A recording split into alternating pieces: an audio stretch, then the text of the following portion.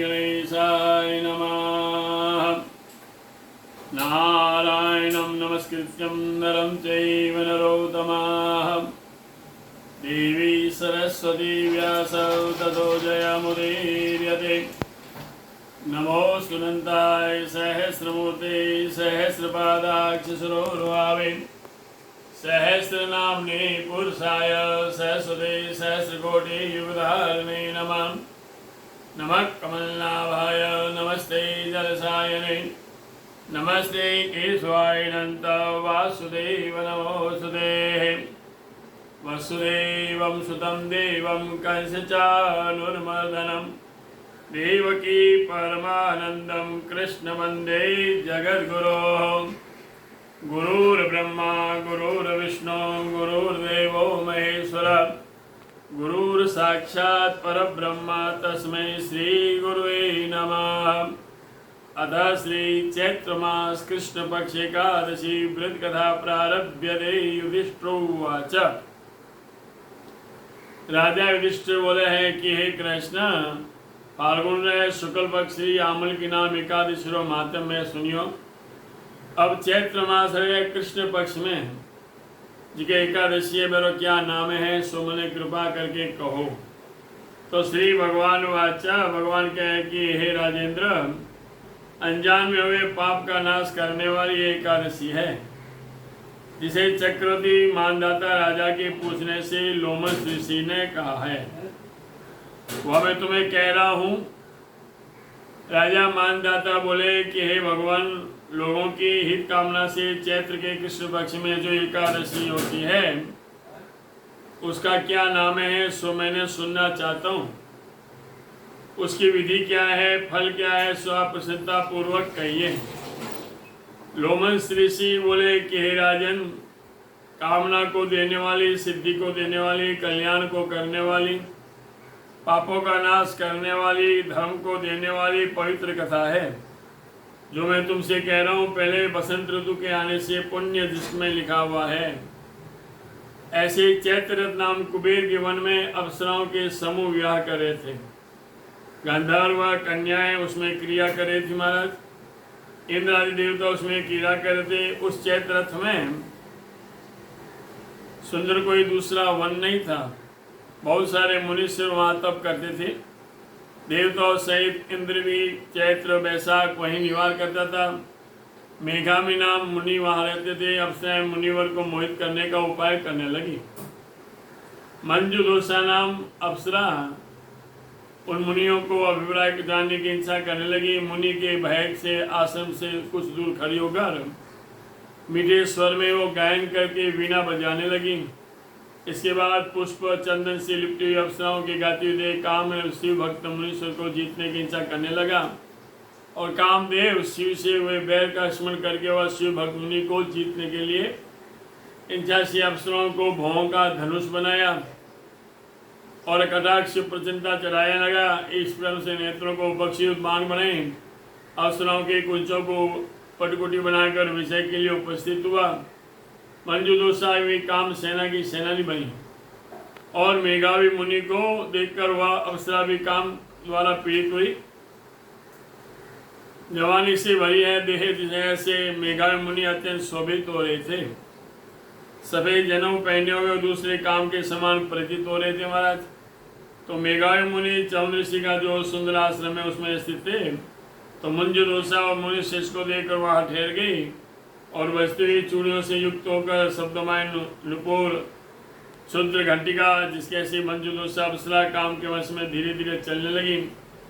भाव और समेत गाती हुई अप्सरा ने देखकर शेष मुनि कामदेव द्वारा बलपूर्वक वश में किए गए।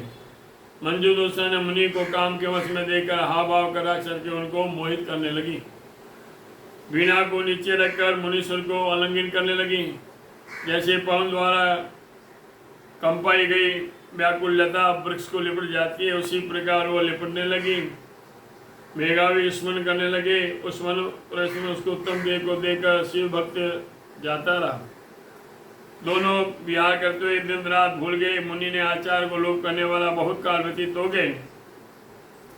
मंजुदोषा स्वर्गलोक जाने की वापिस इच्छा करने लगी और रमन करते मुनि से बोले कि हे महामुनि, मुझे अपने अब स्थान में जाने की आज्ञा दीजिए। तो तब मेधावी बोले, हे वरने, तो अभी तो संध्या समय आई है, इसलिए जब तक मैं प्रभात संध्या ना करूं तब तक हमारे समीप रहे। इस प्रकार मुनि को वचन सुनकर भयभीत हो गए। ऋषियों ने शेष मुनि विहार करने लगे। मुनि ने श्राप के भय से डरी हुई अप्सरा बहुत वर्षों तक व्यतीत हुआ। 55 वर्ष 9 महीना 3 दिन बीते। मुनि के साथ विवाह करते रहता काम आधी रात के समान व्यतीत हो रहा था हमारा। काल के बीत जाने के बाद मुनि से फिर बोली, अब आज्ञा दीजिए, मैं मेरे घर जाना चाहती हूँ। तो मेघा भी बोले, मेरे वचनों को सुन, प्रातः काल में जब तक संध्या करूँ तब तक तू यहाँ ठहर जा।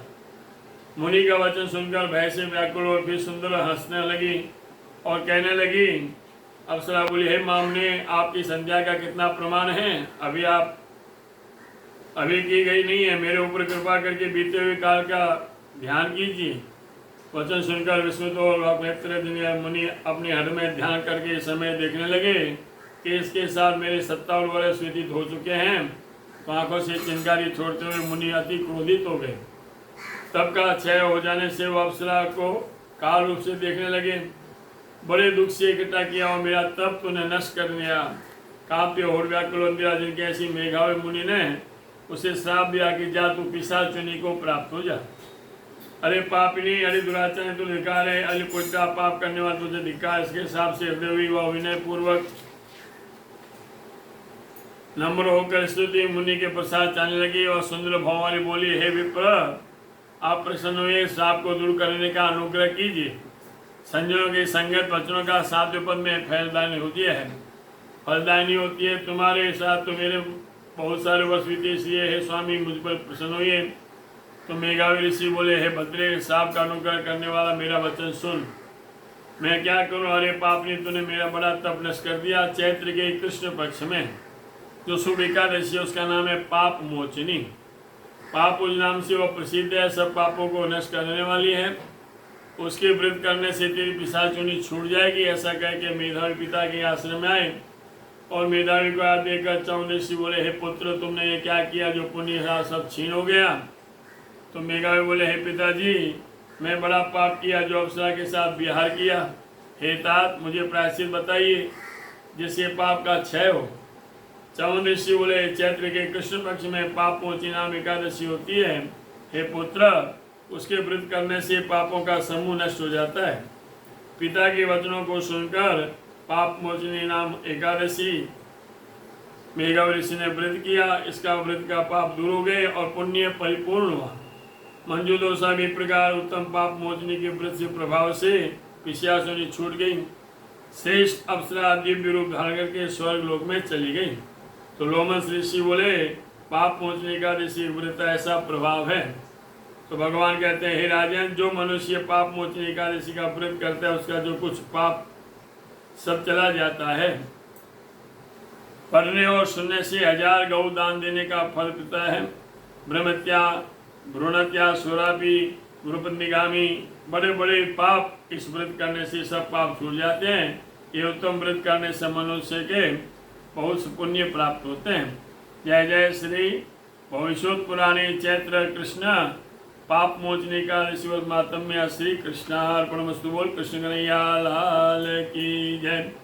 सुधर्मो राघवंशो धर्मो दस्करंजरः एवं वदन्ति लोकानां यदो धर्मस्ततो जयः। तिथिवारं च नक्षत्रं योगं करणमेव च। पंचांगं श्रुते नित्यं श्री गंगा स्नानवेद। आज आए गुजरे चैत्र मास रे कृष्ण पक्षी एकादशी शुक्रवार पाप मोचनी एकादशी व्रत सर्वे सर्वाः।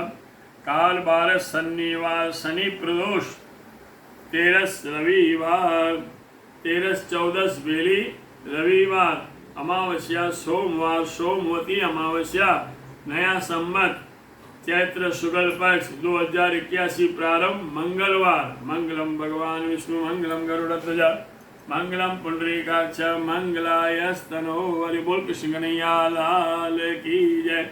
सब भक्तों ने नए वर्ष का बहुत बहुत बधाई। बोल कृष्ण कन्हैया लाल की जय।